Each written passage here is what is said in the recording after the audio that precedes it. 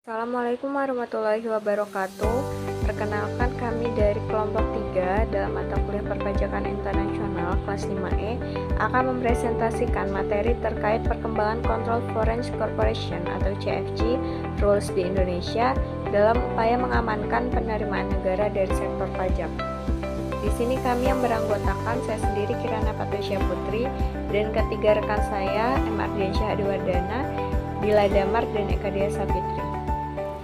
Latar belakang munculnya CFC yaitu diawali oleh perkembangan yang pesat dalam transaksi internasional atau sering disebut cross border transaction atau transaksi lintas batas.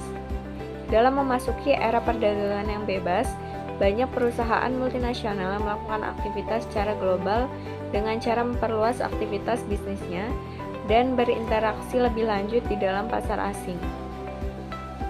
Bila investasi dilakukan ke negara yang berbeda dengan negara asal, tentunya muncul kompetisi antar negara untuk menarik investasi di wilayah negara tersebut.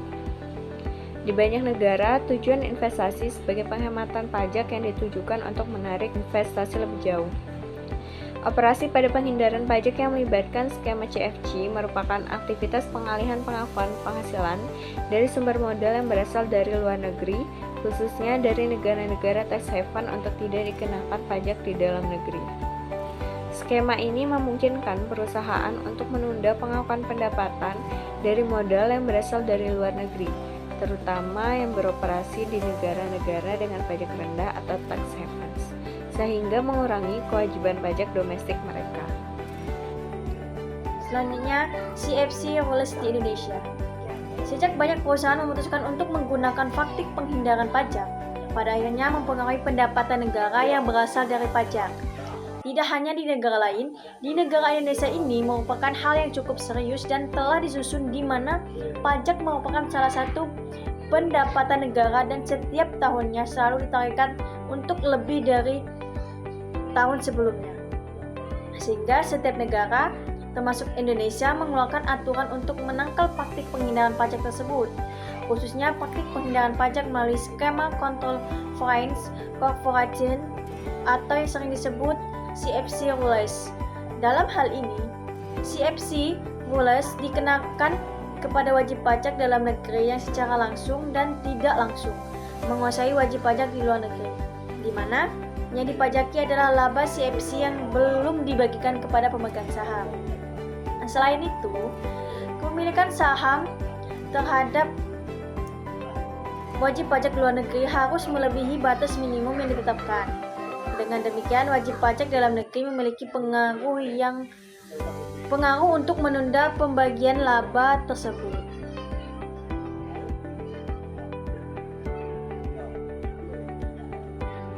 Untuk melawan praktik penghindaran pajak, Indonesia telah mengembangkan dan mempengaruhi CFC rules beberapa kali.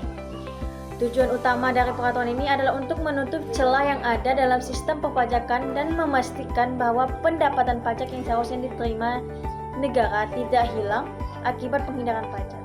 CFC rules menetapkan bahwa wajib pajak dalam negeri yang memiliki kontrol atas entitas luar negeri harus mengakui dividen yang ditangguhkan sebagai penghasil kena pajak. Kemudian selanjutnya saya Eka Dia Sapitri NPM 2275514. Pembaruan dan implementasi.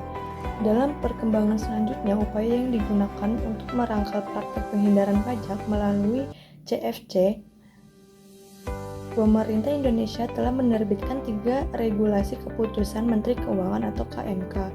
Sebagai berikut, Keputusan Menteri Keuangan nomor KMK nomor 650/KMK 04/1994 tanggal 29 Desember 2024 tentang penetapan saat diperolehnya dividen atas penyertaan modal pada badan usaha di luar negeri yang sahamnya tidak diperdagangkan di Bursa Efek. Kemudian selanjutnya, pembaruan dan implementasi. Keputusan Menteri Keuangan diatur bahwa untuk keperluan perhitungan pajak penghasilan saat diperolehnya dividen oleh wajib pajak dalam negeri atas penyertaan modal pada badan usaha di luar negeri yang sahamnya tidak diperdagangkan di bursa efek ditetapkan pada bulan keempat setelah berakhirnya batas waktu kewajiban penyertaan surat pemberitahuan tahun pajak penghasilan badan usaha di luar negeri tersebut. Untuk tahun yang bersangkutan, apabila tidak ada ketentuan batas waktu penyampaian surat pemberitahuan tahunan pajak penghasilan atau tidak ada kewajiban menyampaikan surat pemberitahuan tahunan pajak penghasilan, maka saat diperolehnya dividen ditetapkan pada bulan ke-7 setelah tahun pajak berakhir. Pembaruan dan implementasi. Dengan demikian, diharapkan upaya optimalisasi penerimaan negara dari sektor pajak dapat tercapai. CFC Rules terakhir diperbarui melalui PMK nomor 93/PMK03/2019 yang merupakan bagian dari komitmen Indonesia dalam kerangka kerja OECD untuk menangani Base Erosion and Profit Shifting atau BEPS.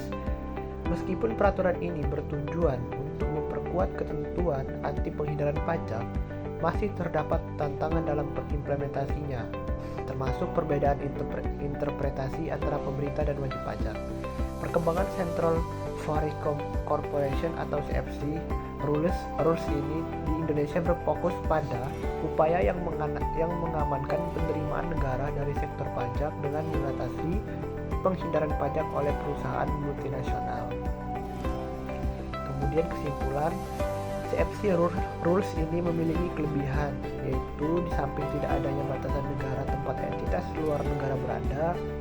Di samping itu, CFC Rules ini telah memasukkan penyertaan saham wajib pajak dalam negeri pada badan usaha di luar negeri, baik badan usaha luar negeri atau BULN, non-bursa terkendali langsung maupun terkendali tidak langsung. Dengan kata lain, CFC Rules ini lebih membatasi ruang gerak wajib pajak dalam negara untuk menerbangkan modalnya atau capital flight ke luar negeri, sekaligus membatasi ruang gerak mereka untuk melakukan penghindaran pajak dengan cara menunda saat diterimanya dividen dari badan usaha luar negeri tersebut, baik yang terkendali langsung maupun yang terkendali tidak langsung. Dengan demikian, pengenaan pajaknya tidak hanya dilakukan terhadap kepemilikan pada lapisan pertama saja, akan tetapi juga terhadap kepemilikan pada lapisan kedua dan lapisan-lapisan selanjutnya. Hal ini dikarenakan dalam praktiknya di lapangan, upaya penghindaran pajak internasional tidak hanya dilakukan melalui satu tingkat pengendalian, akan tetapi juga melalui pengendalian bertingkat. Demikian presentasi kami. Kalau ada kata yang salah